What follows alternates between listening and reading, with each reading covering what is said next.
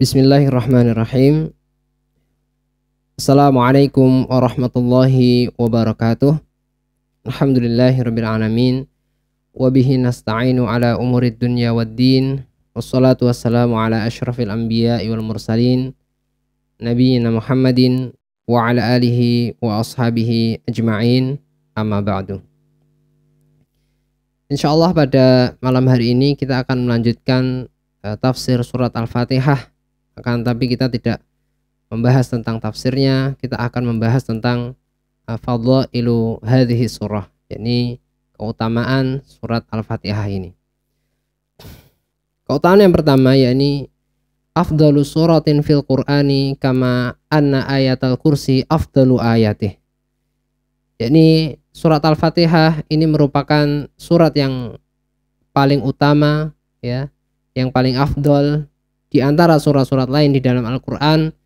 Bagaimana yang kita tahu bahwasanya ayat kursi ini adalah ayat yang lebih utama dibandingkan ayat-ayat lain di dalam Al-Quran. Lima fiha minal ma'anil jami'ah wal barakat.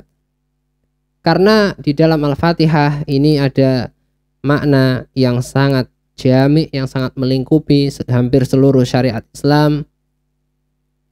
Dan ayat ini tentunya penuh dengan keberkahan yang nanti kita akan bahas. Kemudian keutamaan yang kedua, huwa asabu'ul mathani. Surat Al-Fatihah ini diberi julukan sebagai asabu'ul mathani, 7 ayat yang diulang-ulang. Summiyat bidzalika li'annaha tusanna wa tukarrar fi kulli raq'atin minas shalah. Kenapa surat Al-Fatihah dinamakan Ashabul Mathani? Karena ini dibaca dan diulang-ulang ketika sholat 5 waktu. Entah itu sholat 5 waktu, bahkan sholat sunnah pun kita membaca Al-Fatihah di dalamnya. Wa fiha thana'un wa tamjidun lillah. Dan di dalam surat Al-Fatihah ini adalah ada pujian dan pujian yang agung kepada Allah Subhanahu wa taala. Kemudian nomor 3, keutamaan yang ketiga, ruknun min arkanis shalah. Surat Al-Fatihah ini merupakan rukun di antara rukun-rukun salat. Maka Bapak Ibu rahimani wa rahimakumullah, Al-Fatihah ini merupakan rukun. Artinya apa? Ketika seorang salat kemudian lupa membaca atau sengaja tidak membaca, ya, lupa tidak membaca atau sengaja tidak membaca, maka sholatnya batal dan tidak sah. Harus diulang dari awal.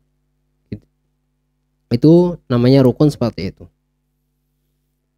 Maka surat Al-Fatihah memiliki kedudukan tinggi karena ia diwajibkan di setiap rakaat di dalam sholat. Kemudian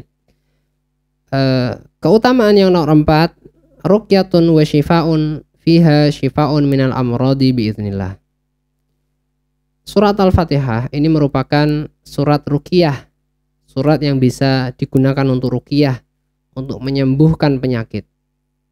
Bagaimana kisah sahabat yang mulia Abu Sa'id Al-Khudri radhiyallahu anhu, beliau di dalam kisah beliau pernah diutus oleh Rasulullah SAW dan para sahabatnya untuk sebuah perjalanan. Kemudian di dalam perjalanan tersebut para sahabat Abu Sa'id dan para sahabat lainnya, ini sekitar 30 orang jumlahnya, itu melewati sebuah desa, ya, sebuah desa di Arab. Kemudian para sahabat meminta untuk dijamu, sebagaimana ini adalah budaya orang Arab. Ketika ada tamu dari jauh, maka pada dasarnya ini sebuah kehormatan untuk menjamu tamu. Akan tapi di desa tersebut tidak mau menjamu, maka ini bentuk penghinaan terhadap para sahabat tentunya. Maka qadarullah, takdir Allah, maka kepala suku, ya, kepala suku atau kepala desa di desa tersebut itu tersengat oleh kalajengking atau binatang yang berbisa, sehingga jatuh sakit dan para penduduk desa sudah berusaha untuk menyembuhkan dengan apa yang mereka miliki, apa yang mereka tahu, tapi tidak sembuh. Maka kemudian ada saran gimana kalau misalnya kita ini bertemu dengan para sahabat Rasulullah ini, kemudian meminta mereka untuk menyembuhkan, yakni meruqyah. Maka ketika itu datanglah perwakilan dari desa tersebut kepada para sahabat, kemudian menjelaskan apa yang terjadi kepada kepala desa mereka. Maka Abu Sa'id Al-Khudri ini berdiri, kemudian beliau bersedia untuk meruqyah kepala desa tersebut. Maka apa yang dibaca oleh Abu Sa'id Al-Khudri, beliau membacakan surat Al-Fatihah beberapa kali, kemudian akhirnya kepala desa ini sembuh dari gigitan kalajengking tersebut. Maka hal ini menunjukkan bahwasanya Al-Fatihah ini bisa dijadikan sebagai ayat ruqyah untuk menyembuhkan penyakit kita atau penyakit orang lain. Ya, ini termasuk keutamaan dari surat Al-Fatihah. Ini sedikit kisah dari para sahabat ketika menyembuhkan atau meruqyah seseorang dengan surat Al-Fatihah. Kemudian keutamaan surat Al-Fatihah yang kelima ialah tatadammanu anwa'a tauhid as-salasah. yakni surat Al-Fatihah ini menyebutkan, meliputi dari 3 jenis tauhid yang harus dimiliki seorang muslim. Yakni di sini disebutkan tentang tauhid rububiyah, yakni dia ada di ayat Rabbul Alamin. Tauhid rububiyah, alhamdulillahi Rabbil Alamin. Nah, Rabbil Alamin, maka ketika kita mengucapkan itu, kita telah menetapkan bahwasanya Allah adalah yang mengurusi, menciptakan semua makhluknya. Kemudian di dalamnya juga ada tauhid al-uluhiyah. Ketika Allah berfirman, iyyaka na'budu. Ini dalam surat Al-Fatihah ada iyyaka na'budu. Hanya kepadamu lah kami menyembah. Maka ini berisi tauhid uluhiyah, karena di ayat tersebut ketika kita berdoa dengan mengucapkan lafaz tersebut, kita telah menetapkan bahwasanya hanya Allah lah satu-satunya yang kita sembah. Ini tentang tauhid uluhiyah. Kemudian juga mengandung tauhid al-asma wa sifat, yakni ketika lafaz ar-Rahmanir Rahim, Bismillahirrahmanirrahim, atau ar-Rahmanir Rahim. Yakni ketika kita membaca lafaz ini, kita meyakini, kita menetapkan bahwasanya Allah memiliki asma dan sifat, nama-nama yang indah dan sifat-sifat yang mulia. Maka surat Al-Fatihah ini telah meliputi 3 jenis tauhid ini, yakni tauhid rububiyah, uluhiyah, dan asma wa sifat. Kemudian selanjutnya yang nomor 7, yakni tadammanat syartai qabulil ibadah. Surat Al-Fatihah ini menyebutkan 2 syarat diterimanya ibadah. Apa itu? Yakni yang pertama, syarat yang pertama, perhatikan, syarat diterimanya ibadah itu ada 2. Yang pertama adalah al-ikhlasu lillah, yakni ikhlas kepada Allah. Yang kedua adalah al-mutaba'atu lirrasuli sallallahu alaihi wasallam, yakni mengikuti petunjuk dari Nabi sallallahu alaihi wasallam. Di lafaz mana 2 syarat ibadah ini disebutkan? Maka ketika syarat ibadah al-ikhlas lillahi ta'ala ada di firmannya iyyaka na'budu, maka aku menyembah hanya kepadamu. Nah, ini artinya semua amalan kita, ibadah baik zahir batin, ini semuanya harus untuk Allah. Harus untuk Allah. Maka di sini ikhlas sangat diperlukan di sini.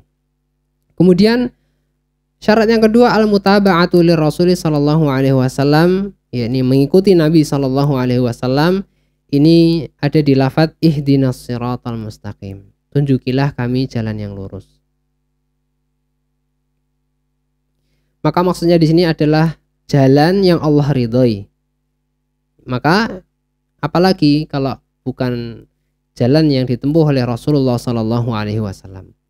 Maka di sini ada dua syarat diterimanya ibadah, yakni al-ikhlasu lillahi ta'ala, niat ikhlas beribadah hanya untuk Allah Subhanahu wa taala. Yang kedua, ini adalah al-mutaba'atu lirrasul sallallahu alaihi wasallam, mengikuti petunjuk dari Nabi sallallahu alaihi wasallam dalam beribadah. Kemudian keutamaan yang Al-Fatihah, surat Al-Fatihah yang ke-8 adalah targhibu fi sabilis sholihin wa tahdziru min tariqid dhalin. Ini adalah dorongan agar kita ini senantiasa berada di jalan yang benar, berada di jalan orang-orang soleh, berada di jalan para anbiya, berada di jalan para waliullah, wali-wali Allah, kekasih-kekasih Allah. Ini kita didorong untuk senantiasa ada di jalan mereka, jalan kebenaran, as-siratal mustaqim, jalan yang lurus. Dan di surat ini kita diperingatkan wa tahdzirun min tariqid dhalin. Kita diperingatkan agar senantiasa menjauhkan diri dari jalan-jalan orang-orang yang sesat atau orang-orang yang dimurkai Allah Subhanahu wa taala, yakni jalannya orang-orang Nasrani dan jalannya orang-orang Yahudi. Yakni gimana jalannya? Yakni ketika berilmu tidak mau beramal, atau ketika beramal tanpa ilmu. Nah, ini jalan yang keliru. Nah, kita menjauhkan diri dari jalan-jalan tersebut. Kita meminta Allah Subhanahu wa taala untuk menjauhkan kita dari jalan-jalan yang tersebut. Maka seorang muslim harus apa? Harus berilmu dan beramal. Keduanya ini harus digabungkan agar ketika berilmu ini menjadi pondasi untuk beramal, dan akan ketika beramal ini tidak sembrono, tidak sembarangan, karena kita memiliki ilmu. Ya, mungkin itu yang bisa saya sampaikan pada malam hari ini. Kurang lebihnya saya mohon maaf. Akhirul kalam. Wassalamualaikum warahmatullahi wabarakatuh.